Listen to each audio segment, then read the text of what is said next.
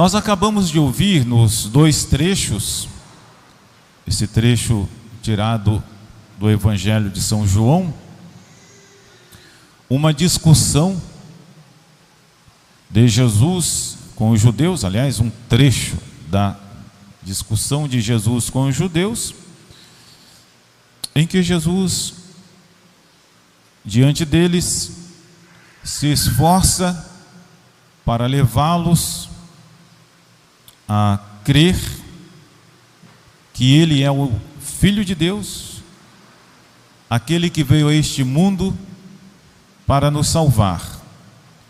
Por outro lado, o esforço daqueles representantes dos judeus para não seguir, para não acreditar em Jesus,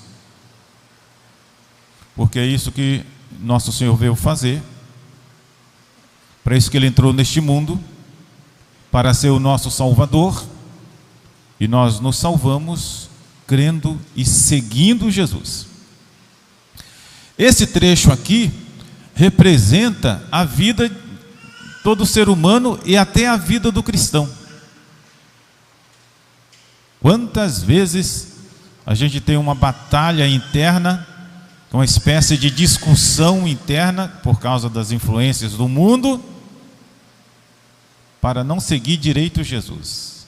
Aquela discussão, aquela luta interna, que chega a ser um sofrimento muitas vezes, em que você se dispõe a seguir Jesus, mas aparecem tantos pretextos, tantos obstáculos, para a gente levar uma vida de fé, para a gente seguir Jesus.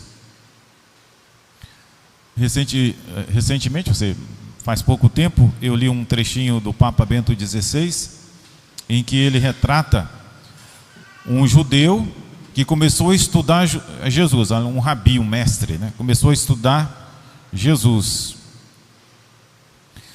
E aí depois, ele escreve uma espécie de conversa, em que alguém pergunta a ele, o que Jesus ensinou de diferente que não estava lá no Pentateuco, lá na Torá?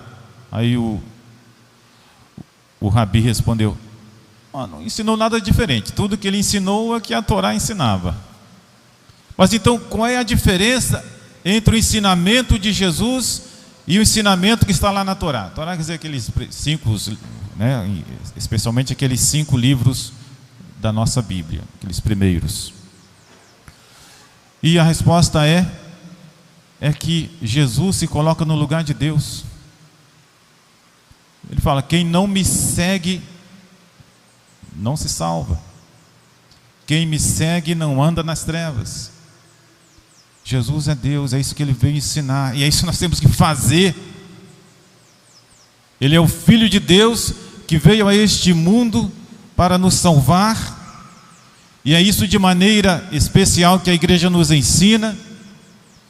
Isso é fundamental na nossa vida, isso exige a nossa obediência, a nossa fé, e nessa luta que nós temos de seguir Jesus ou não seguir Jesus, está aí a decisão, está aí o passo decisivo para a nossa salvação. Se eu não seguir Jesus, a quem eu vou seguir? Se eu não seguir ao meu Criador, que se tornou o meu Salvador, que veio iluminar toda a minha vida, eu vou continuar nas trevas. É interessante nessa discussão que Jesus fala, quem me segue não anda nas trevas, mas verá a luz da vida. Então, meus amados irmãos, é o caminho da salvação que nós temos que seguir, e essa luta que se dá no coração do cristão, quando ele vê o mundo e se põe no mundo, essa luta que Jesus mostra, Ele mesmo com esses representantes do povo judeu. Mas interessante que no final desse trechinho do Evangelho, nosso Senhor termina dizendo para eles que eles não conhecem o Pai, mas ele conhece o Pai. E Jesus fala assim: eu o conheço. Se eu dissesse que não o conheço, eu seria mentiroso como vós. Como ele veio do Pai para nos revelar o Pai, ele conhece o Pai. E nosso Senhor Jesus Cristo, ele nos revela o Pai. Como Deus é bom e misericordioso. Jesus veio com o fim de nos mostrar isso. E se ele não fizesse, ele seria mentiroso. Como essas crianças que a gente vê que muitas vezes Nossa Senhora aparece às crianças. Por exemplo, as crianças de Fátima, que Nossa Senhora apareceu, aí os pais começam a dizer: vocês são mentirosos, vocês estão mentindo, e batem nas crianças, e as crianças continuam ali firmes. Eu não estou mentindo, estou falando a verdade. Se eu dissesse que eu não vi, aí seria mentiroso. E assim é nosso Senhor. Eu o conheço, guardo a sua palavra, eu o conheço, e se dissesse que não o conheço, eu seria mentiroso com vós. Porque quantas vezes a gente forja mentirinha para não seguir a vontade de Deus? Quantas vezes a gente põe um pretexto para não fazer a vontade de Deus?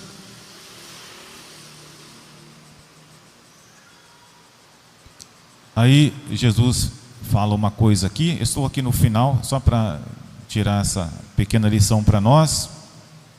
Jesus fala para os judeus com quem ele estava ali discutindo: vosso pai Abraão exultou de ver o meu dia, ele viu e se alegrou. Por quê? Porque os profetas, de modo especial, Jesus se refere a Abraão, ele esperava esse dia, o dia do Salvador, e ele viu o que Deus lhe mostrou e se alegrou. E aí os judeus disseram para Jesus: mas vós, tu não tens ainda 50 anos e viste a Abraão? E Jesus disse: antes que Abraão existisse, eu sou. Para mostrar que ele, enquanto Deus não tem começo, Deus não tem fim. Para Deus tudo é presente. Antes que Abraão existisse, Jesus, era o Filho de Deus, que veio a este mundo depois, fazendo-se homem, para nos salvar. Claro que aí foi proposto aquele grande mistério da salvação. Jesus, Deus. Então eles pegaram pedras para apedrejar Jesus, mas Jesus se escondeu e saiu do templo. Até essas cortinas, elas querem nos lembrar esse fato. Quando nós somos generosos, quando nós abrimos o nosso coração, Deus se torna a nossa luz, nos ilumina e nos mostra muito mais. Quando nós fechamos o nosso coração, parece uma cortina, Jesus se esconde e ficamos sem Jesus, ficamos sem Deus, ficamos sem o Salvador, que por causa da dureza do nosso coração. Então essas 2 semanas que nós temos agora, essa semana da paixão e a semana que vem, as famílias, os cristãos, eles devem ser generosos. Como Deus foi bom conosco, como Ele foi generoso conosco, como Ele nos ama. E nessas 2 semanas a igreja quer nos mostrar esse amor infinito, generoso de Jesus por nós. Por isso essas cerimônias que são feitas. Agora, por exemplo, essa semana a gente abriu um pouco os evangelhos na paixão de Jesus e ler os pequenos detalhes, os cuidados de Jesus para nos mostrar que Ele nos ama, a sua fidelidade, a sua perseverança, a sua decisão de nos salvar, porque o Pai quer que Ele nos salve e Ele está disposto a nos salvar. Os pequenos detalhes de milagres, alguém entrando, os apóstolos pedindo: Jesus não fazia aquilo como São Pedro fez. Senhor, que é isso, esse negócio de morrer? E Jesus disposto a nos lavar com o seu sangue e nos salvar, Ele veio para isso. Sobretudo assim, que a gente veja o amor infinito de Deus por nós em Jesus Cristo, nosso Senhor. Muito importante que nessa semana a gente abra um pouquinho, pode ser até um missal. A gente veja aquele sofrimento moral, interno de Jesus, e depois o seu sofrimento físico, que na Semana Santa a igreja nos apresenta, Jesus na cruz, mostrando o seu amor por nós infinito, para nos salvar, para mostrar assim, olha, Deus nos criou, Deus nos ama, Deus se preocupou conosco, Ele se fez um de nós, como Deus nos ama. É isso que a igreja quer nos mostrar, meus amados irmãos. E não fechemos os nossos olhos, procuremos ver, peçamos a Nossa Senhora que ela nos ajude, nosso anjo da guarda, invoquemos de modo especial o Divino Espírito Santo, para que a gente possa, com gratidão, também amar a Deus, reconhecendo quanto Ele fez por nós, nos criando e nos salvando. Eu gostaria também de convidar todo mundo para se preparar para a Semana Santa. Eu sei que se a pessoa não se programar, a pessoa não vai. Semana Santa é semana que vem. Nós temos a Quinta-feira Santa, então o católico, o cristão, esse dia nós todos em família nós vamos participar da cerimônia, da missa, da instituição da Santíssima Eucaristia, do lava-pés, e vamos todo mundo. Se preocupar com a Sexta-feira Santa, nós vamos à cerimônia da Sexta-feira Santa, em que Jesus foi crucificado e derramou o seu sangue por nós. E Sábado Santo, nós vamos à cerimônia, em que nós vamos ver o triunfo de Jesus, que é o nosso triunfo. A ressurreição de Jesus, que é o grande resgate, o resultado do seu amor por nós, da sua ressurreição. Então vamos todos nos preparar para isso. Não, aquele monte de cristão, a Semana Santa eu estou em casa. Tem uma cerimônia bonita lá da Quinta-feira Santa, eu estou em casa assistindo futebol. Então vamos nos preparar para corresponder a esse amor infinito de Jesus por nós. E outra coisa a mais, chegando agora a Semana Santa, a Quinta-feira Santa, vamos procurar comungar, ir à missa e comungar, fazer a nossa Páscoa. E o que eu preciso fazer para eu poder comungar?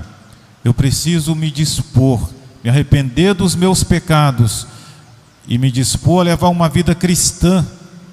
A importância então de preparar a confissão, fazer um bom exame de consciência. Quem nunca confessou, ou quem confessou faz tanto tempo, faz um exame de consciência para colocar a sua vida cristã em dia. Tudo isso é a nossa Páscoa, é a semana da Páscoa cristã, e o que o cristão se une a Jesus cheio de gratidão. Jesus é o nosso Salvador, é Ele que nos tira do cativeiro, da prisão dos nossos pecados, dos nossos vícios. Se nós formos generosos com Jesus, nós não conseguimos vencer a sua infinita e cheia de amor, generosidade. Deus sempre é mais generoso do que nós. Nós apenas estamos correspondendo e mostrando a nossa gratidão. Vamos fazer isso, meus amados irmãos, durante essas 2 semanas. Eu quero só também lembrar São Paulo, que aliás tradicionalmente nós dizemos que a epístola aos Hebreus é de São Paulo, e os modernos acham que seria de outro escritor. O importante é que é uma coisa de Deus, é uma escritura inspirada, é de Deus para nós. Aqui nesta epístola aos Hebreus, se lembra do grande sacrifício que nosso Senhor fez para a nossa salvação, derramando o seu sangue, e com esse sacrifício Jesus realiza todos aqueles sacrifícios do Antigo Testamento que eram feitos Aqui nessa epístola aos Hebreus, São Paulo diz que tem sentido simbólico para o presente. Então, todo aquele sacrifício que a gente via que se faziam no Antigo Testamento, seja antes do templo, no templo, tudo aquilo representava o sacrifício, o mistério, esse grande mistério de Jesus nos lavar com o seu sangue. E por isso Jesus foi tão generoso, mostrando isso já com símbolos antes de realizá-lo. E não somente isso, esse sacrifício é tão importante que Jesus quer que ele seja representado na terra por um outro mistério, que é o mistério da Santa Missa.